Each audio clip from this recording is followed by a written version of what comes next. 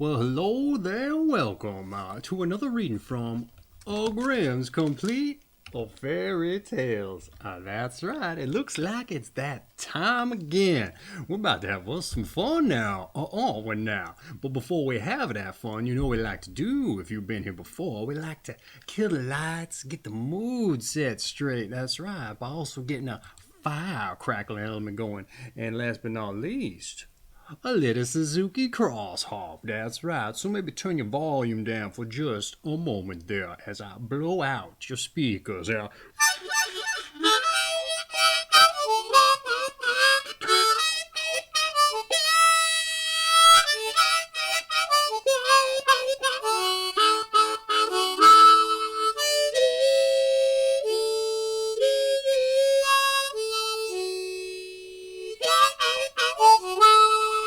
All right, hey there, did you get the excitement going? Probably not, but hey, to hear no there, we're here to read some Grimm's Complete Fairy Tales, that's right. Now it's gonna be a quick fast in and out tonight, because we got us a couple of shorties ahead of us. That's right, some shorties. Hey, I don't declare what's gonna be next, I'll read them in order there. Mostly. In any event, hey, what's up first? The Stolen Pennies, that's right. A father was one day sitting at dinner with his wife and his children, and a good friend who had come on a visit was with them. And as they thus sat, it was striking 12 o'clock, and the stranger saw the door open, and a very pale child dressed in snow-white clothes came in. It did not look around, and it did not speak, but went straight into the next room. Soon afterwards it came back and went out the door again in the same quiet manner. On the second and on the third day it came also exactly in the same way. At last the stranger asked the father to whom the beautiful child that went into the next room every day at noon belonged. I had never seen it, said he, and neither did he know to whom it could belong. The next day, when it again came, the stranger pointed it out to the father, who, however, did not see it, and the mother and the children also saw nothing. At this, the stranger got up, went to the room door, opened it a little, and peeped in. Then he saw the child sitting on the ground and digging and seeking about industriously among the crevices between the boards on the floor, but when it saw the stranger, it disappeared. He now told what he had seen and described the child exactly, and the mother recognized it and said, "Oh, it is my dear child who died a month ago." They took up the boards and found 2 pennies which the child had once received from its mother, that it might give them to a poor man. It did, however, had thought, "I can buy myself a biscuit for that," and had kept the pennies, and hidden from them in the openings between the boards. Therefore it had had no rest in its grave, and had come every day at noon to seek for these pennies. The parents gave the money at once to a poor man, and after that the child was never seen again. And that has been the Stolen Pennies. How about that for a shorty? A little bit different than all the others. All right, what's the next one? The Shroud. There was once a mother who had a little boy, 7 years old, who was so handsome and lovable that no one could look at him without liking him. And she herself worshipped above everything in the world. Now it so happened that he suddenly became ill, and God took him to himself, and for this the mother could not be comforted, and wept both day and night. But soon afterwards, when the child had been buried, it appeared by night in the places where it had sat and played during its life.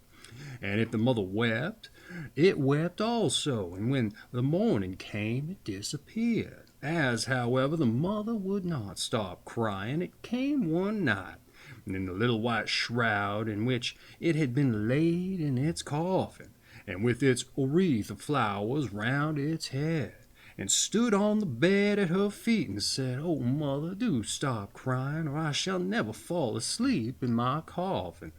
For my shroud will not dry because of all thy tears, which fall upon it." And the mother was afraid when she heard that, and wept no more. The next night the child came again and held a little light in its hand and said, "Look, mother, my shroud is nearly dry, and I can rest in my grave." Then the mother gave her sorrow into God's keeping, and bore it quietly and patiently. And the child came no more, but slept in its little bed beneath the earth.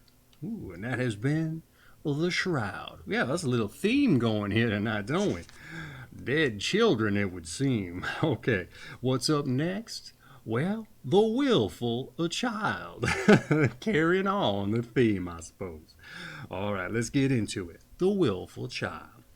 Once upon a time, there was a child who was willful, and would not do what her mother wished. And for this reason, God had no pleasure in her, and let her become ill. And no doctor could do her any good. And in a short time, rather, she lay on her deathbed.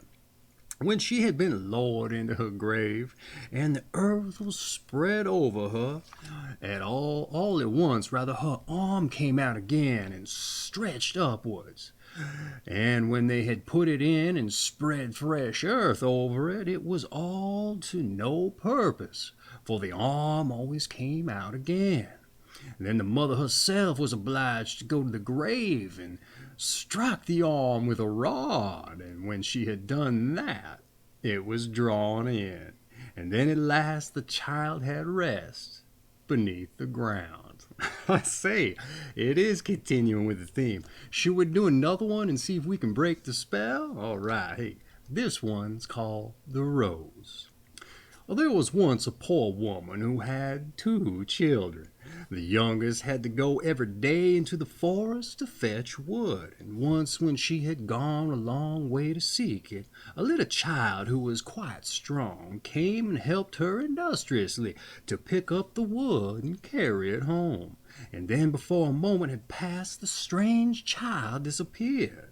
The child told her mother this, but at first she would not believe it. At length she brought a rose home and told her mother that the beautiful child had given her this rose, and had told her that when it was in full bloom he would return. The mother put the rose in water, and one evening her child could not get out of bed. The mother went to the bed, found her dead, but looking very happy, right? One the same morning, the rose was in full bloom. And that has been The Rose. And we didn't break the theme, but we went one more shorter than we typically go. Anyway, this has been a Grimm's Complete Fairy Tales. That's right. Hey, I got an affiliate link for this down in the description if you're curious or interested in picking up your own copy and supporting the channel at the same time. If you do, I'd much appreciate it. I know the Grimm's brothers, if they were still around, they might. Or 2. That's right. In any event, hey, let's take us out and get you on with your day. Oh, back to the Suzuki indeed.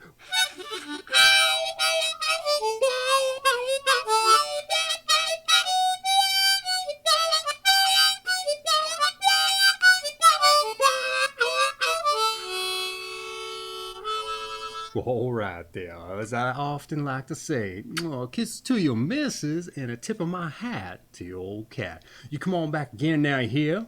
You better. You understand? I hope you do. All right, you have a good night, a good morning, good day, and all of that happiness. All right, take care of yourselves.